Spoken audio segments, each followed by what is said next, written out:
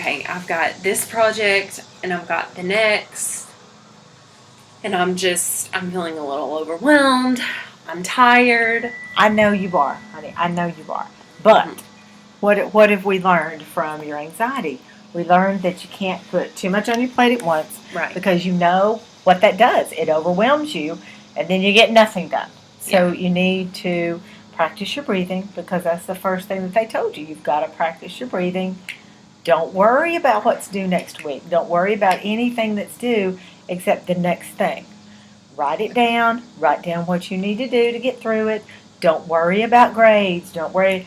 I mean, I know you want to do your best, and I understand that. I want you to, but you can't be perfect in everything, and that's what's causing you the anxiety, because you're already thinking, I've messed it up. I'm not going to get a good grade because I have so much on me. So all you have to do is just prioritize, make your list, Okay. and keep breathing. Do one thing at a time. Do the most important thing at a time. Then the rest will fall into place, okay? Okay. All right. All right. Thank you. You're welcome. Hey everyone, I am Morgan, and today I'm going to talk to you guys about anxiety. Now, anxiety is something that is very, very common in the world, not just the US. And today I hope that I can enlighten you with some information about that. Also some instructional strategies as teachers. It's very important to keep in mind about mental disorders, because it is not something that children are going to show on the outside like physical disorders, but children do face a lot of things behind closed doors that we can't even imagine. And so to keep that in light, today I want to talk about some instructional strategies, some challenges that you may not think that they would have faced. What exactly is it? And some ways that you can help them beyond the classroom. And so together with the video that I have shown you before this one, I hope that you understand anxiety and take it seriously, because it is a serious issue. And the reason that I chose anxiety is because I have it. And I know from experience it is not something easily that you can get over. It is an ongoing thing, okay?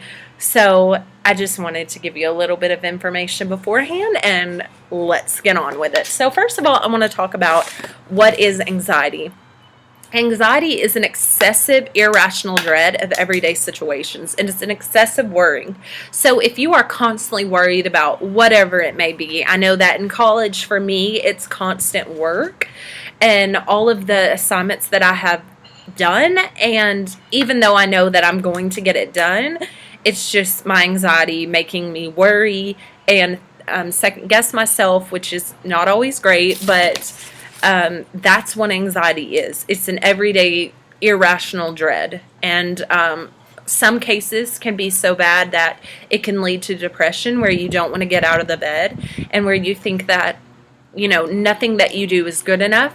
And it could even lead to obsessive compulsive disorder, where you are switching the light switch 4 times to make sure that nothing bad goes on during the day. So it can actually lead to worse situations.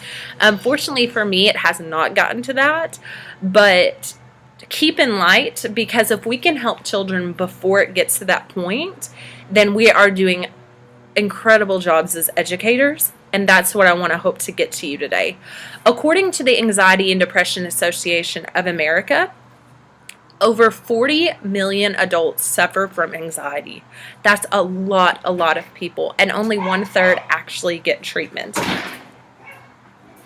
So if you think about it, people who only get treatment, that's 1/3 of 40 million people. So it's not a lot of people that get treatment for anxiety. And that just might be that they don't know where to go, or they think that they only have to talk to a counselor, and that's not always the case. It is very good to talk to a counselor, and I think that in some situations that is the best way to go. But for me, I went to my doctor and I said, you know what, I'm feeling anxiety, I don't feel good. And I'm telling you, I got medicine help. Now, I'm not saying that's the best way, and I know some situations where you can get it taken care of without medicine, but I think that if it is hindering your life, then you need to get help. And the fact that only 1/3 receive treatment, that's a little scary because their lives could be changed. So that is what anxiety is. Now, if we're talking about kids with anxiety, this is a totally different thing. Kids with anxiety, if a child is dealing with anxiety, then we need to be very, very sensitive to that, because chances are they don't know what anxiety is. They don't know that when they're afraid of being embarrassed or hurt, they're taking it out as anger, because in their brain it is a fight or flight response. It is not a, okay, I have anxiety, I know how to breathe, I know how to do the breathing, I know how to get outside, I know how to walk away from the situation. No. They know that this is frustrating and they're going to take it out on that person. And that's just what they know. So as educators and teaching parents, we need to show them that, okay, this is anxiety and let's help you deal with this. So some things that I would say to help children with anxiety is getting outside, because the exercise will increase those endorphins, and that will eventually calm the brain down and help the child get out of that situation that was worrying them and remain calm. Okay? On that note, I will say that just relax and calm down. Those are not statements that I would ever say to somebody with anxiety, because their brain is not able to relax and calm down. It is a fight or flight reaction. It is not, oh, I know how to calm down. It's, I'm hurt and I'm scared and I'm worried about something.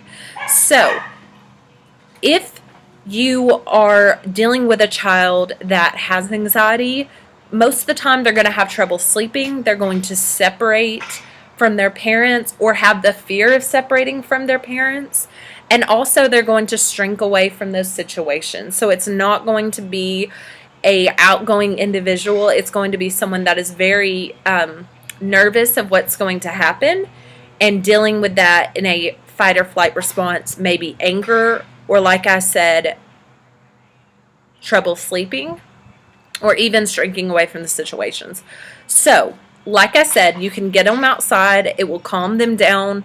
You can also have them do gratitude journals. I saw this on weareteachers.com, and I think it is an amazing idea that if you give a child something to think about what they're grateful for that day, then it can take them out of the situation that they're in, and they can say, okay, you know what, life is okay because here's what I have, and the anxiety is not going to get to me today. And giving them those breathing treatments of going in and out and gratitude journals, children are going to slowly realize that their anxiety is not in control of them, and they can get in control of their anxiety. And it's not going to hinder what they're doing in their schooling. And also, of course, eat healthy, because if your brain is healthy and you're staying active, then chances are that most of the time the anxiety will start to fade away. So, on worrywisekids.org, I thought it was really cool because it had some accommodations. So I'm going to leave you with some instructional strategies that can help you as a teacher help kids with anxiety. So most of the time, if you are having questions out in the classroom, kids with anxiety are worried about what other kids are thinking. So you never want to ask them questions that are you want to ask them higher order thinking questions, but never put them on the spot. So always ask opinion questions or questions that can be answered yes or no. And I know the team rubric says don't do that, but definitely ask them higher order questions on their test. But when you're putting them out on the spot, that's not a good thing. That's only going to make their anxiety grow bigger. So just remember those. Also, have a safe person or a peer buddy come with them. Maybe it's a friend, or maybe it's someone that understands anxiety and it's just something that they've dealt with. Then even an adult that can be with them is good, because it helps them learn that they can control this, and that safe person can calm them down and also give them breathing treatment or breathing exercises that will help them. Last but not least, I think the best thing is to give them a cool down pass. So if they're feeling like they're stuck in a situation and they don't know how to get out of that situation, definitely say, okay, here's your pass to go outside, get some exercise, clear your head, step away from the situation, and when you're ready, come back. And that will allow them to think about, okay, you know what, this is just my anxiety. I can handle this because I know how to handle this. And I'm telling you, it will make all the difference. Unfortunately, anxiety is not something that is going to go away overnight, but if you're working with the student and you're working with them and trying to make their lives better and how to handle anxiety, then everything will fall into place. It's just a matter of time. So I hope that you learned about anxiety, and I hope that you learned some instructional strategies